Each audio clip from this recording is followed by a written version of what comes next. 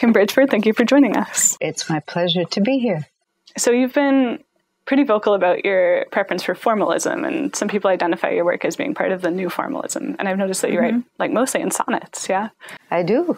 My career has had a range of phases, as most people's have, and I, for many years, was a free verse writer. And then what I realized is that I could only go so far with the free verse, that there was something that I felt that I was trying to get at, which it turned out it was structure. And so I began writing as a formalist. And so for many years I did that. Now I'm working on a book that has some free verse poems and some formal poems. So I think that most people, as Dana Gioia has said, kind of reach for both. But I think it's good to have had that long set of years where that was primarily what I was focusing on. A lot of people see the new formalism movement as a reaction to like the more modernist free verse. Were you attracted to it for any like sort of reactive reasons against maybe free verse? Or in some way, because it was something different. But I'm very drawn to the forms in human life, or drawn to the impulse to make sense of chaos, to make sense of something, and to tell the full story. So I think there are so many things that are attractive about writing in forms, and that each form reveals something new. So it's true that it's a reaction against free verse, but I think it's also that some people get a tremendous satisfaction about, in the way that we say our prayers at night, or in the way that we have, do the same thing as we go to work. Like these rituals or patterns in our lives over time give a sense of richness that, we don't all have enough of. So it's nice to have the ones we have developed that are ours. Right. Yeah, I was going to ask if you saw a connection maybe between that and sort of the adherence to forms that Catholicism espouses a lot of the time. Yes, I grew up Presbyterian, my husband's Catholic, and I taught for many years, over 20 years at Fairfield University. So I feel that in terms of my own faith that I have those twin sensibilities, but the aesthetics I appreciate about Catholicism, the patterns, and the sense that over time we're part of something that is much greater than all of us together. How has any experience that you've had with faith or religion influenced your work? I've always been a believer, so I would say that belief has influenced my whole life. So then it would have influenced all of the writing that I've done. So I've done some particular projects on faith. I have a book of poems called Epiphanies, and I've published in a range of faith-based journals. But I think, it's one of the great intimacies of human life. So I think also that sense of coming up out of the center is what moves me in all kinds of ways. I've heard you use that phrase, intimacies of human life, before when you're talking about these types of things. Can you go into what that means? If you're really inside each moment and you really think about what it means, there is an intimacy to whatever you're doing. Love is perhaps the greatest intimacy in that way, but if you're really thinking I'm alive in this moment and interacting with my community and with the world, that I don't think that there's anything much greater than that. So Karl Rahner, the theologian, wrote an essay comparing priests to poets. And his point was that priests and poets have the same function in society. They both use words to connect normal people to God, right? And he has this line that says, the priest calls to the poet and the poet calls to the priest. So I was wondering if that resonated with you at all. I don't know that on a daily basis that poets think of themselves as delivering this message in the way that a priest might in a church, because you have the body of your constituency there in front of you.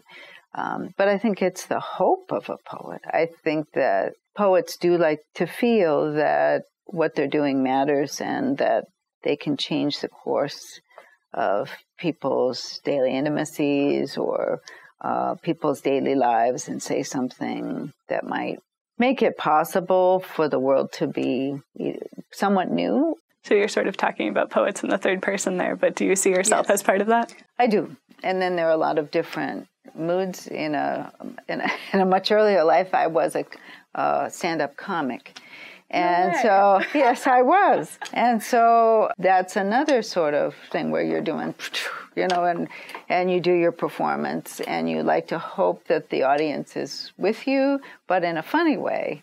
But whatever your performance is, you like to think that it matters what you've done. And so as a poet, I do a lot of different ranges of tones and poems, simply because, one day I want to do stand-up and one day I want to do something else. Do you see a connection between that and your work with women poets to highlight their voices? I do. It's interesting because some poets that I've worked with and I've published, like Angela O'Donnell, that's the work that they do. But I think that the intensity of doing a women-based journal or doing the Metzakameen Women Poets Timeline Project, so many women have been forgotten, or they've done their work regardless of whatever fame they were going to get from that. And what's lovely and brings tears to your eyes is that as certain work is published and as certain women poets are recovered, it's as if we've known them all along. I mean, there is that sense that we've been connected forever, whatever the human fame was, that they're joining a body of work that a lot of people see as connected to the work that they're doing. Is that the connection between women poets or just poets in general? Yes, I mean, in that particular case, women poets, but in the way that we were just talking about the intimacies of human life, those intimacies seem not isolating, but invigorating.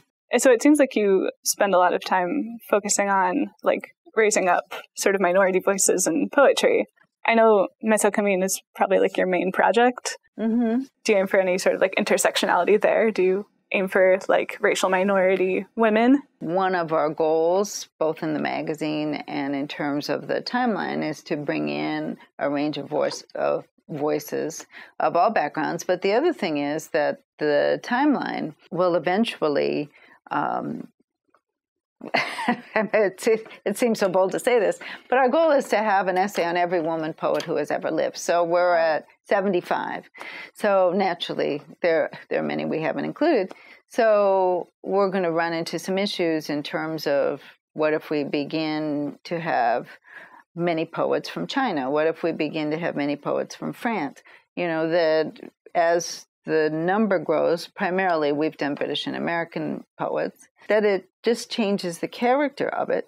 And then as you see the poets being added to the timeline, it's exciting to see as you begin to read them how the narratives have been very similar, no matter what the background or ethnicity. Has your experience working with all these different people, has that influenced your own writing at all?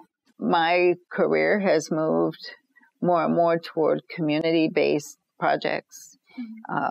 The timeline is one. The conference I run is another. I run a reading series at 30th Street Station in Philadelphia and at the Pennsylvania Academy of the Fine Arts. So having these iconic structures where people can come in and experience art or music in that particular way, that really appeals to me, to connect people. And I would imagine that your upcoming work with the installation artists probably fits into that. Yes. Thank you so much for sitting down with us. I appreciate it. My pleasure.